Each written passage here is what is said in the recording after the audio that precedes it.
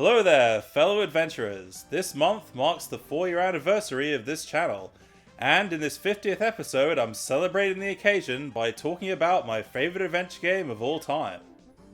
That's right, it's Phantasmagoria 2, a puzzle of flesh. King's Quest 1, Quest for the Crown. This was one of the first games I played as a kid, along with some text adventures like Nord and Bert couldn't make head or tail of it, which I really couldn't make head or tail of at the time. I still have my original gold box for the Atari ST, which as you can see has been weathered by the ages, but it's one of my most cherished possessions. On the back is a picture of legendary game designer Roberta Williams, who I worship as the queen of adventure games. I'm not worthy! I'm not worthy! Inside we find an ancient manuscript that tells the story of King's Quest. A long, long time ago, when unicorns still roamed the forests and the merfolk still dwelt in the shallow waters frequented by men, there ruled in the kingdom of Daventry King Edward and his lovely queen.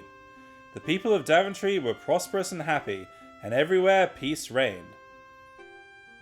Why do I get the feeling that this peace is about to be disturbed? Sure enough, the story goes on to tell how the king, childless and desperate for an heir, ends up being tricked into giving away 3 great treasures: a magic mirror that foretells the future, a magic shield that makes anyone who carries it invincible, and a magic chest that is always filled with gold. For some reason, he waits until he's almost dead to summon his trusty knight Sir Graham to find these lost treasures and save the kingdom. And that's where we come in. It's going to take all our adventuring skill to succeed, so leave no stone unturned and don't forget to map your progress. You can either get some graph paper out and map everything yourself, or just use the official King's Quest hint map that even has a handy compass so you'll always know which way's north. Before venturing out on our quest, we shouldn't forget to bring the King's Quest hint book, which has hidden answers to many of the game's questions that can only be revealed with a magic pen. There have been numerous versions of King's Quest over the years, starting with the IBM PC Junior in 1984. As you can see, the graphics for these earliest versions are drawn before our very eyes every time we enter a screen. The Apple II GS also has realistic sound effects, and music by Leisure Suit Larry creator Al Lowe.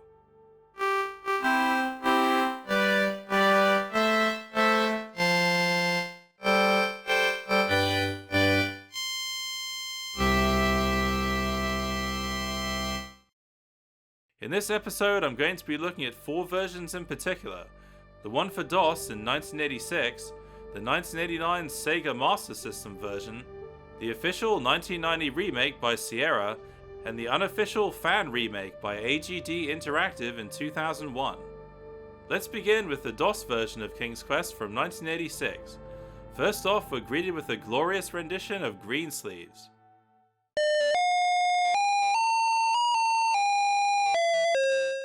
Ah, my ears! I could go into the whole history of Sierra and how King's Quest came to be, but instead let's choose About KQ from the info menu. King's Quest was designed by Roberta Williams. Alright, I guess that's all we need to know. So here we are outside the castle of King Edward the Benevolent, with some benevolent flags blowing in the benevolent Daventry breeze, and a benevolent moat with some benevolent alligators who will devour you most benevolently.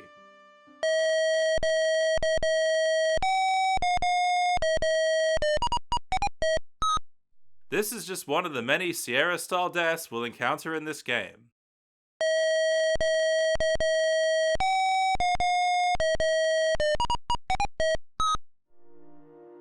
One thing I find most amusing is to walk behind the castle so it looks like you're walking on top of it.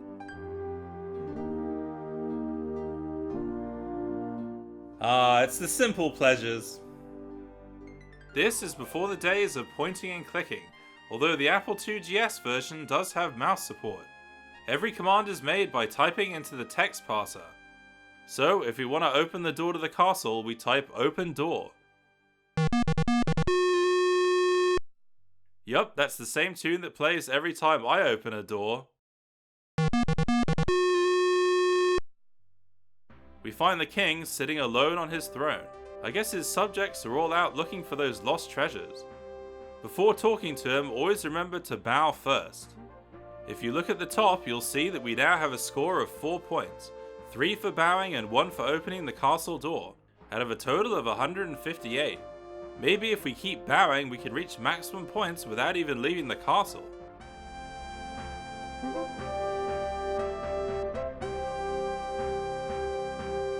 Hey, it worked! We bowed our way to completing the game. Alright, maybe we should find the treasures first. After the king gives us our mission, we don't have time to lose, so let's crank the game speed up to the max. Well, that's one way of achieving a speedy death. Each screen can hold its own hidden dangers. For example, we could be doing something simple like pushing this rock, when suddenly... Look, it just squashed us flat. I guess the people of Daventry will be having Sir Graham pancakes for breakfast. Pushing the rock from the other side reveals a hole with a dagger in it that we can pick up, and looking at it gives us a more detailed description and picture of the item. We take all this for granted nowadays, but back then I was blown away by this new way of interacting with the game. For example, when I tried to climb this tree, I ended up walking on its branches and finding a giant nest with a golden egg. Tread carefully though, or you might fall.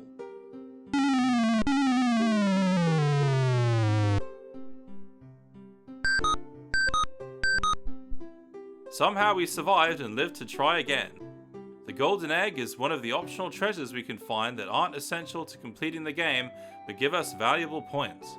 It's a good idea to examine the environment carefully for treasures that could be hidden away in a log or a tree stump.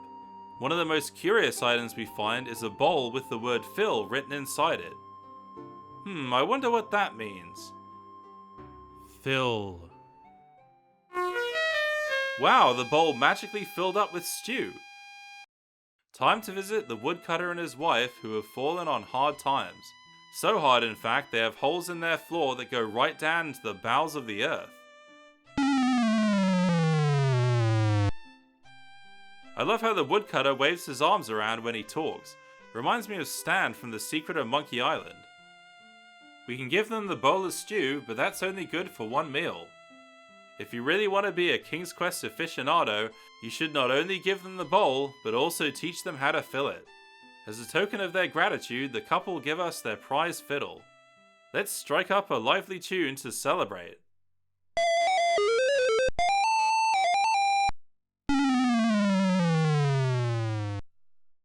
Back outside, we continue to explore the land. Hey, how did we get back to the castle? Feels like we just walked around in a big circle.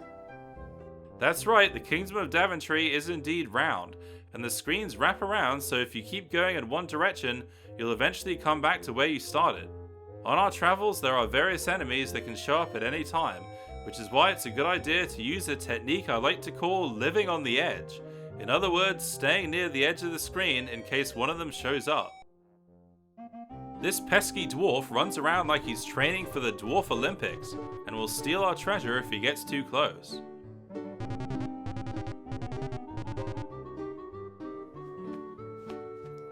Hey, that little git stole my wallet! There's also a sorcerer who's not much of a threat, as he only freezes you for a short time. And an ogre who just wants to give you a hug. The most devious adversary is the witch, who swoops down on her broomstick. Wicked Witch Airlines would like to thank you for flying with us today. The weather in Daventry is blue skies with patches of clouds. We'll soon be landing at our destination, which you'll be staying at forever. The witch lives in a gingerbread house that looks so tasty so Graham can't help but take a bite. Nibble, nibble, little mouse, who is nibbling at my house? This is of course based on the fairy tale of Hansel and Gretel, and if we remember the storybook's advice to look to the fables and fairy stories of yore for clues, we know that the children escape by burning the witch in her own oven. Or, according to the Tim Burton version, she drop kicks herself in there.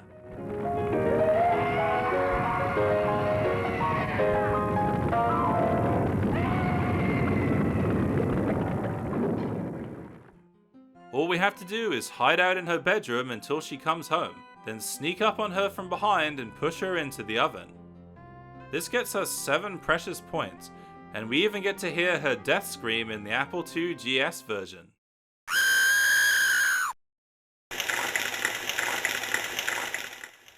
Ah, that's music to my ears. Also in the witch's house is a note that reads, "Sometimes it is wise to think backwards."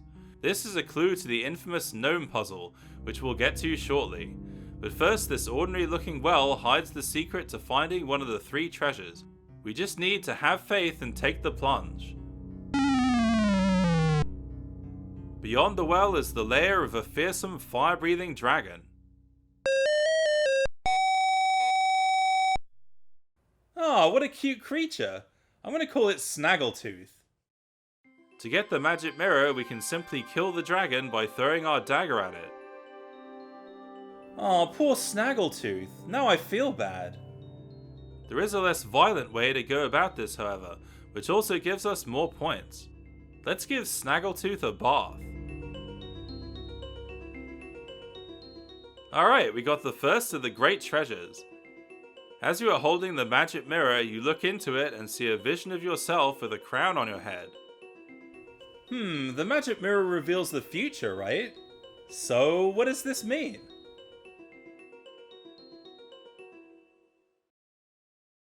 Now it's time to find that gnome, who lives on an island guarded by a troll that looks like some kind of pirate. Contrary to the laws of Sierra, he doesn't kill us if we get too close, just blocks our path and attacks us with nasty comments like all trolls do.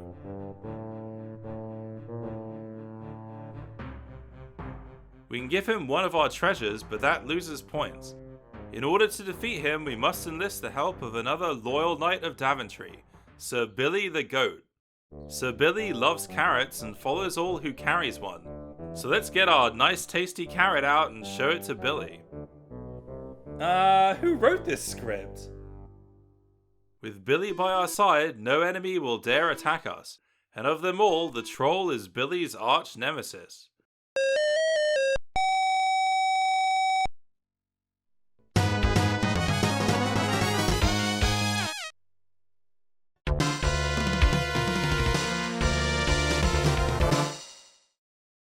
The way is now clear to visit the gnome, and we have 3 tries to guess his name. How many gnomes do you know from fairy tales? Oh yeah, Rumpelstiltskin. Close but no banana. Think of the note we found in the witch's house. Sometimes it is wise to think backwards. Just say Rumpelstiltskin backwards? Nope, still no banana. The hint book suggests we use a backwards alphabet, so A would be Z, B would be Y, and so on. So, the gnome's real name is... Ifankova.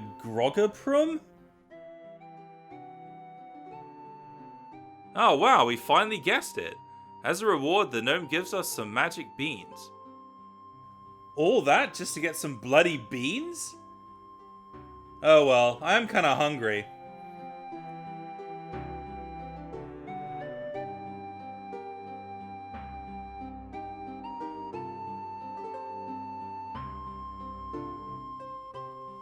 Ugh, I don't feel so good.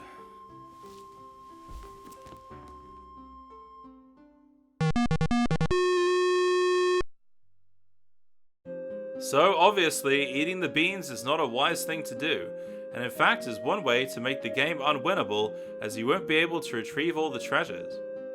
Planting the beans in the right spot makes a giant beanstalk grow. Obviously we need to climb it, but once you do, you'll wish that you really had eaten those beans after all.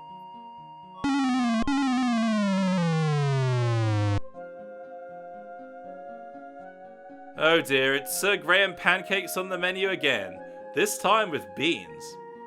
Good thing we're able to save our game, or this would be intolerable.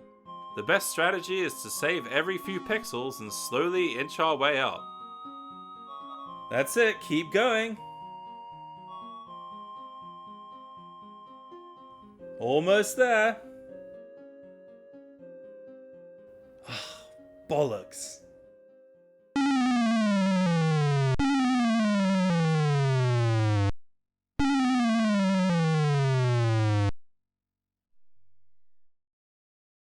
Finally, we make it all the way up to the land of the clouds, where a giant lies in wait. We can defeat him by using a slingshot, just like in the biblical story of David and Goliath. I always thought this was the most obvious solution, but just like with the dragon, there's a more peaceful way of doing things. Just hide behind a tree and wait for him to fall asleep, which only takes a moment if we speed things up. Alright, he's asleep. Let's get that magic chest. Whoops, that fast speed can really be the death of you.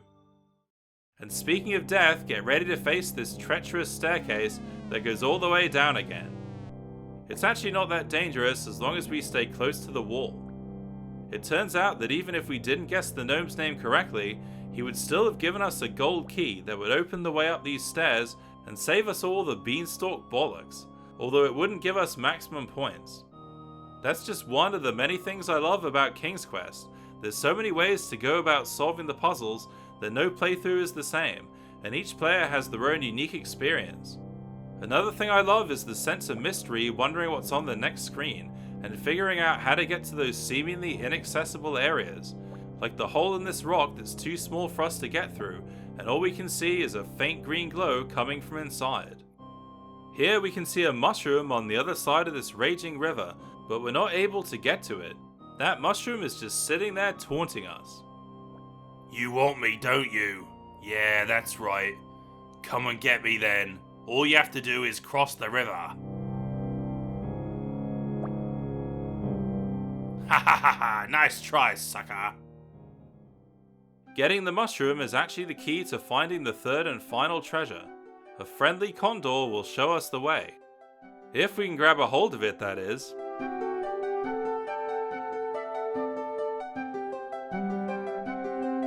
Welcome to Kindly Condor Airlines. We hope you enjoy our flight with us today. Please wait until the aircraft has come to a complete stop before exiting.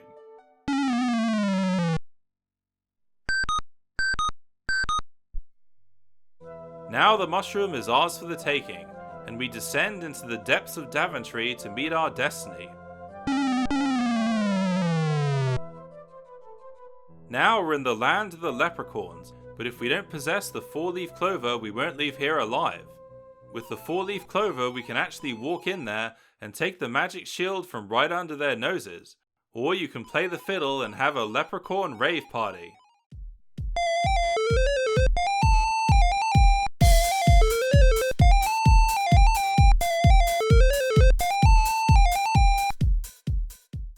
To escape back to the surface, we need to remember our Alice in Wonderland and eat the mushroom. Aha, so that's what was inside that hole. Now all we have to do is bring the 3 treasures back to the king. Don't forget to bow to the king again to get the last few points, making a grand total of 159 out of 158.